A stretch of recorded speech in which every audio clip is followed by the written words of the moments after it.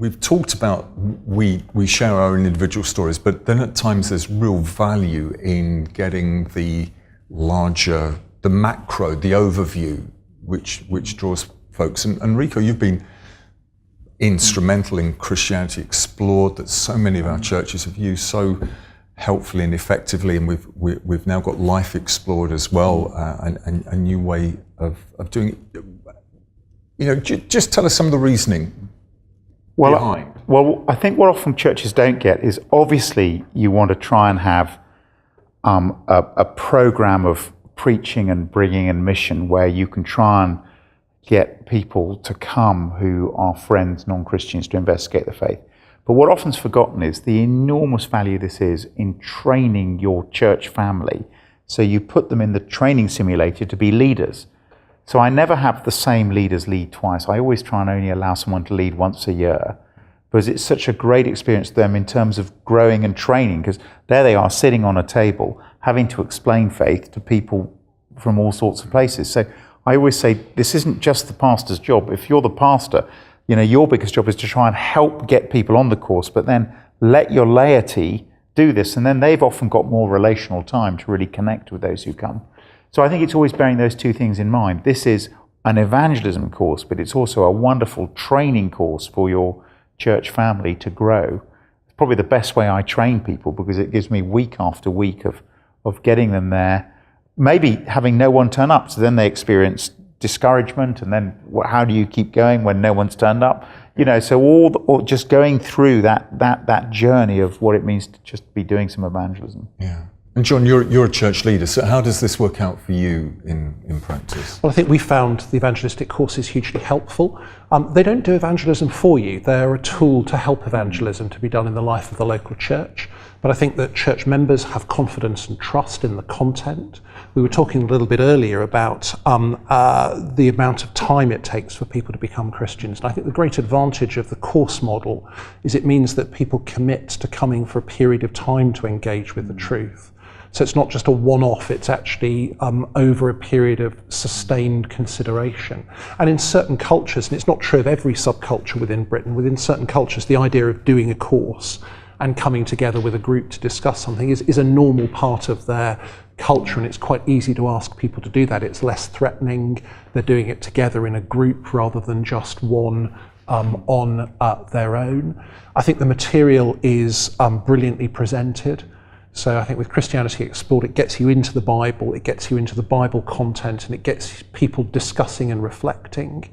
But the nature of the format means it also gives people the opportunity to engage and express what they think about it. It becomes a dialogue rather than a sort of a monologue.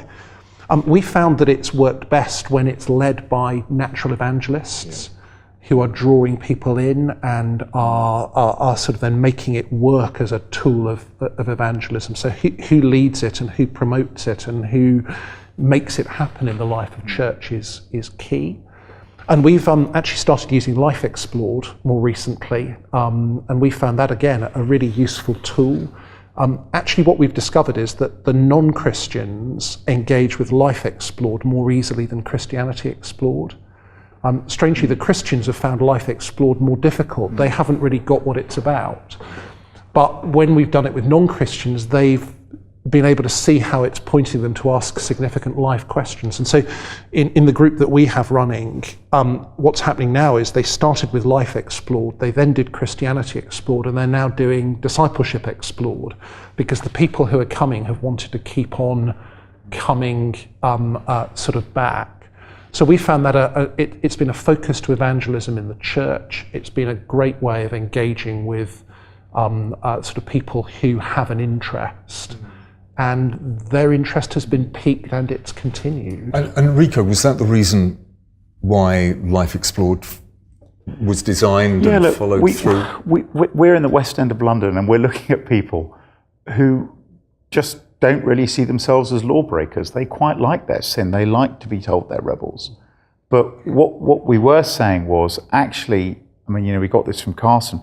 Can you see what idolatry is doing to you? It's breaking you. If you take these good things and make them God things, you know, if it's your marriage or your kids or your job or whatever it is, when anything happens to that, you want to die because your identity is built around this idol, which again can be a very good thing, a positive thing, but if you put that much pressure on it. So that was a great way in. Now what you then have to do is go from there and then say, look, can you see the famines coming, going back to the story of the prodigal, and can you see that actually the place you need to go is to the person who's given you this lovely thing, but go to him, who is the one who gives you this. So and then next question, why have you turned your back on him? If God was this good all along, why have you been so blind to it? So you're really hoping for people to find that their eyes are opened as they see the goodness of God the Father. So that was that journey. And again, it's taking the same gospel but saying, look, okay, how do we go in via story? How do we go in via idol? When actually people are shrugging their shoulders at law breaking. They'll be handed over to their sin for that. There's a day of judgment, and we've got to get them to see law breaking, but it's a longer journey. I think one of the things that we were talking about stories beforehand, I think Life Explored does a really great job of subverting the story that the world tells. It exposes the consequences of idolatry and what impact that has on your life. I think, for example, there's the episode called Lawn, I just think is so striking, and our group just totally engaged with that, and they found it both funny but deeply perceptive of how people are living. So stories are being subverted. Christianity Explored then tells you the story of Jesus and enables you to engage with the story of Jesus through the gospel accounts. There are other resources as well. We have coming to the FIEC Leaders Conference a guy called Carl Face, who works in Australia with a group called Olive Tree Media, who's produced a resource called Jesus the Gamechanger, which is interesting because it's very different. But what it does is it talks about what difference has Christianity made to the world. And what it does is it shows how Christianity defended the rights of women, the rights of children, health care, human rights. And what it does is it just begins to open up a narrative of the blessings that come from living under God's good rule.